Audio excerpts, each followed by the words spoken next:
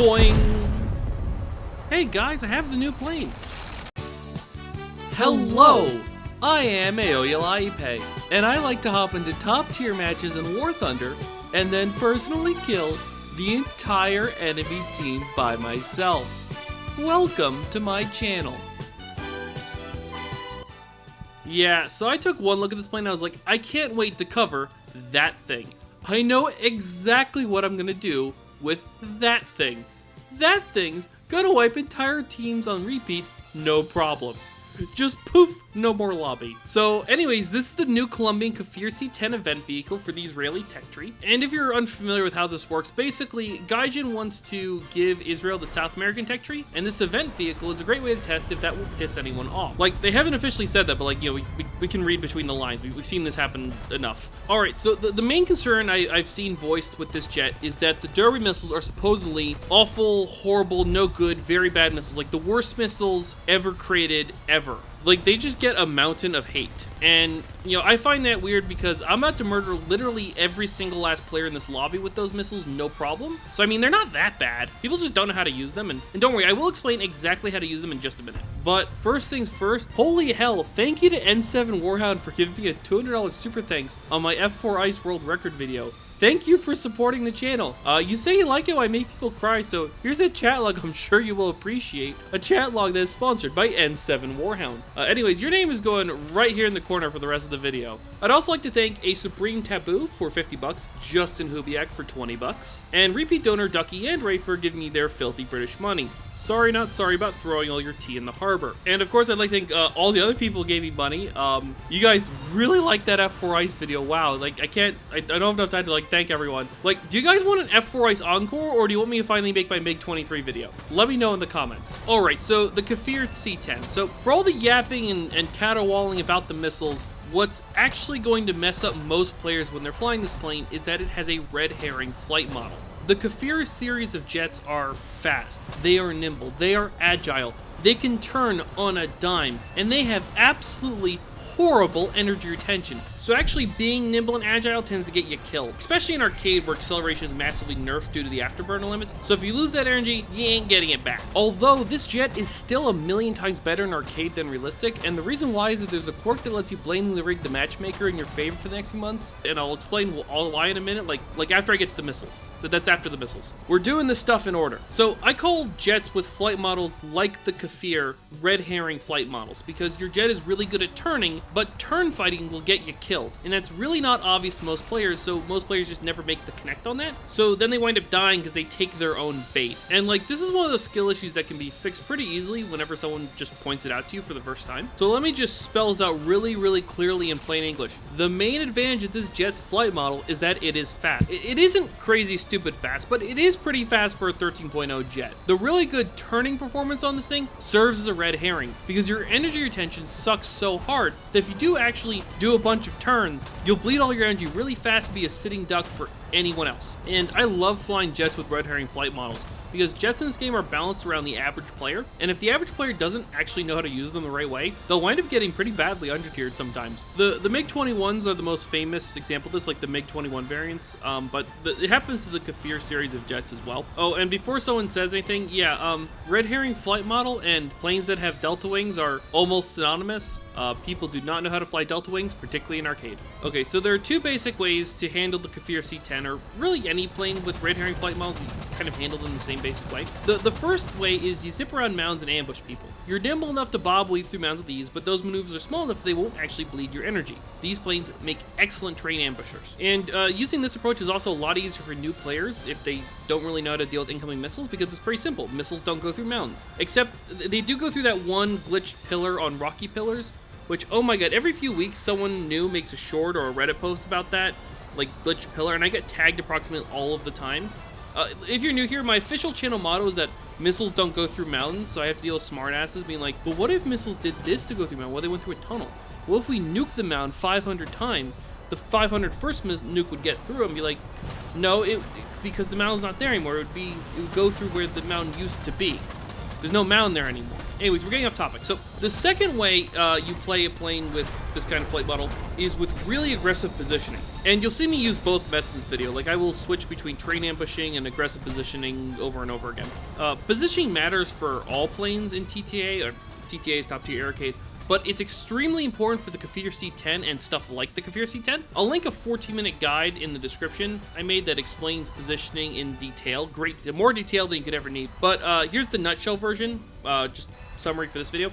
In arcade, who wins a dogfight is mostly determined by where on the map the dogfight happens, not the individual attributes of any of the planes involved. Basically, if you can lead a pursuer to your own airfield, your own spawn, or a swarm of enemy players, you can set them up to be distracted or third-partied, or you can lead a pursuer to a deserted corner of the map where you can actually use the Kfir C.10's like ninja skills to turn and burn them without getting third-partied by someone else. And the faster your jet is, the easier it is to reach one of these safe areas before a pursuer can force you into a turn fight. By comparison, if you blow all your speed turn fighting one enemy player when other enemy players are nearby, and you have no positioning advantage, then you'll be the easiest target in the game. You will die 100% guaranteed.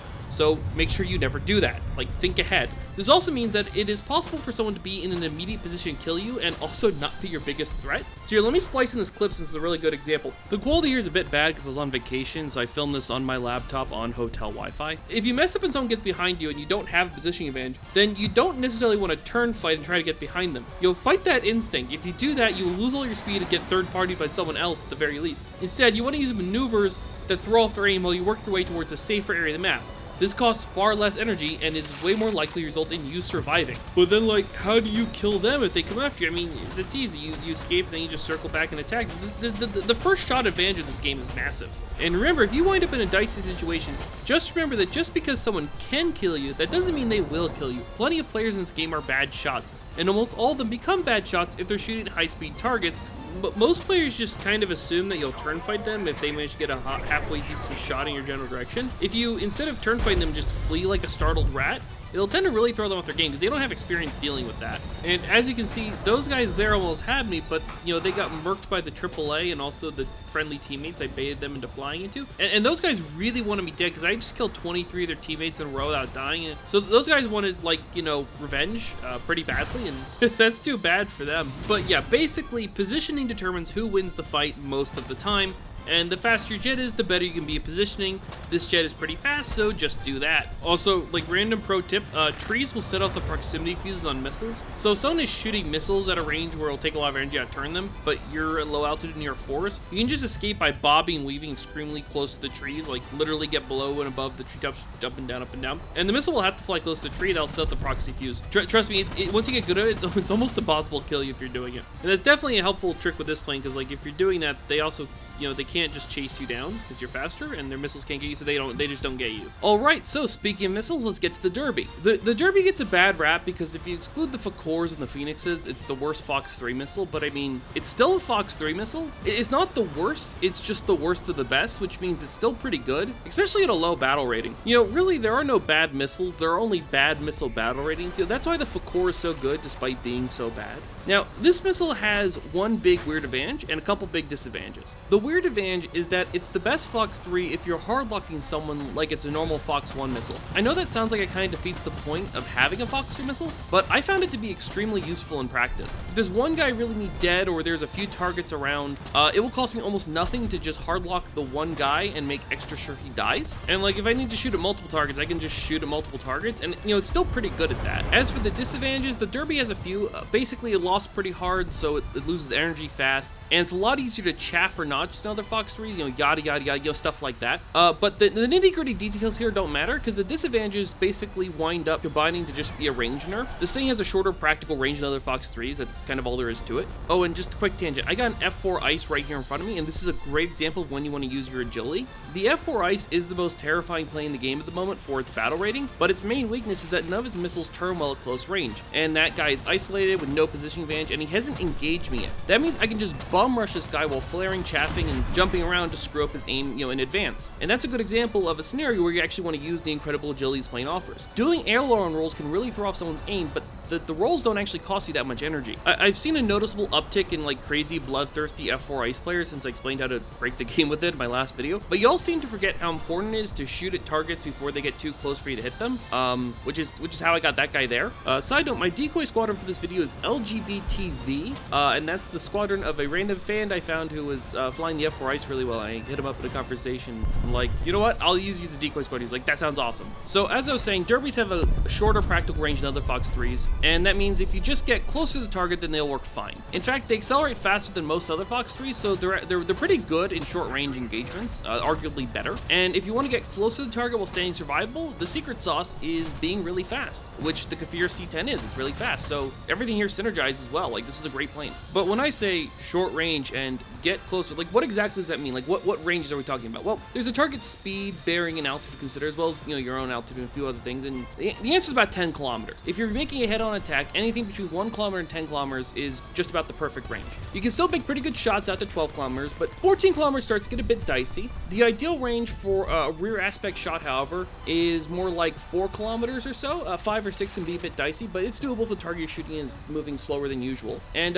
if you're making a side shot, just split the difference between a rear aspect and a front aspect shot. Remember, in a head-on, the target is flying towards the missile rather than away from it, which means your target's own speed will help your missile to shoot them down. So your target's bearing, like the direction they're flying, has a massive effect on your missile's range, because you're not shooting it where they are, you're shooting it where the missile will intercept them. This is why you will see me pick out targets that are not the closest targets. Oddly enough, the closer targets are out of range because they're not flying towards me. As for radar controls, the HMD on this plane is really smooth, and you're never going to use the derbies outside of HMD range anyways, so just set your radar to HMD and leave it there for the whole match. Alright, so the next topic is, oh yeah, you can rig the Matchmaker with this jet. Yeah, so one of the quirks of War Thunder is that the planes at the max battle rating can't get up tiered to a higher battle rating because they have the highest battle rating. The max BR at the moment is 14.0 as of like 2 or 3 weeks ago. So the knock-on effect of this is that jets at a battle rating of 13.0 or higher will constantly get up tiered and slaughtered. But the knock-on effect of this knock-on effect is that anything at the magic battle rating of 12.7 or lower will almost always get down tiered because what would have been their up tiers are now someone else's down tier. As a result, 12.7 is the best battle rating, while 13.0 is the worst battle rating. That one notch makes a huge difference. Lawyering the Matchmaker in War Thunder is basically a cottage industry at this point. Now, the Kfir C.10 is at 13.0, and that sucks if you're in realistic, but in arcade, you can get a 13.0 jet into a 12.7 lineup. And that basically means that you'll spam super down tiers instead of getting them as an occasional treat. Oh, and one more quick tangent, because this is a really good example of hard locking. There's only 2 enemies left, so I fire one derby normally at the easier of the 2 targets, and then I hard lock the harder of the targets. I kill the harder hard lock target with my missile, but I missed the easy one, so then I just launch a follow-up on the first target and hard lock him to death as well. Easy peasy. So anyways, the Kfir C.10 is in the first wave of spam rammers that can reach the magic battle rating of 12.7. There are 4 others, well 6 others if you count the copy paste, so 7 total. It's the Kfir C.10, the Chinese J8F, the American and Italian AV8Bs, the 2 sucky Swedish Viggens, and of course the F4F Ice. Well, actually the Viggens aren't that bad anymore, but they're also not that good. I can wipe out a lobby with them, but it'll take some finagling. Anyways, the basic trade-off most of these planes offer is that you have modern, super overpowered missiles slapped to hopelessly outdated airframes, and that makes them tricky for most players to use, and even trickier for gauging to balance. However, the Kfir C.10 is the odd one out here. Instead of getting overpowered missiles and a terrible airframe, the Kfir C.10 gets really good missiles and a fairly decent airframe. That's actually a fantastic trade-off for most players, and that definitely makes this the easiest low BR Fox 3 jet to fly. Like, you can do an insane amount of damage with, say, like an F4F Ice or an AV8B, but you have to really know what you're doing, and for most players, really knowing what you're doing is actually the problem. That's less of a problem if you're in this thing. Although, in return, this plane does have less potential. You know, if, like, the stars aligned, I could see this getting a 30 kill streak, but, you know, it would be a bit of an ask, because it only has 4 missiles, and killing a stupid number of people usually requires having a stupid amount of firepower. But if you're not trying to kill 30 people in a row without dying, that doesn't really matter. Oh, and before you ask, yes, I am charging a freshly spawned P-47 at full afterburner while hardlocking him with a derby, because I mean, why would I literally take any unnecessary risks ever? I mean, look, I'll shoot down whatever planes people spawn in, and people do sometimes spawn props when I shoot down all their jets, so like then their props just die too. I kill what's in front of me. If you don't want me to kill it, don't put it in front of me. Oh, and fun fact, someone pointed out to me after my last video that while my F4F Ice didn't quite beat the two best pre-nerf Belgian F-16A kill streaks, at least not yet. It did shoot down more jets. All 41 kills were jets because the F-16A's got some props. So it wasn't the world record kill streak in a jet, but it was the world record kill streak of jets, at least as far as anyone could prove, which is just fascinating semantics. Anyways, that P-51 I just killed was the last enemy player, which, I mean, you know, shooting down prop planes with overhead missiles will never not be funny. You know, thanks for bringing them. Anyway, so this entire team is now dead. I've killed it, it's gone. I will probably keep playing this plane throughout the weekend just for fun, and if I do substantially better, I'll update the thumbnail and add a link in the description to that other match as bonus footage. But until then, thanks for watching. Don't forget to like and comment to feed the algorithm, and if you subscribe or ring the bell, you won't need to remember how to spell Calliope next time you want to watch one of my videos.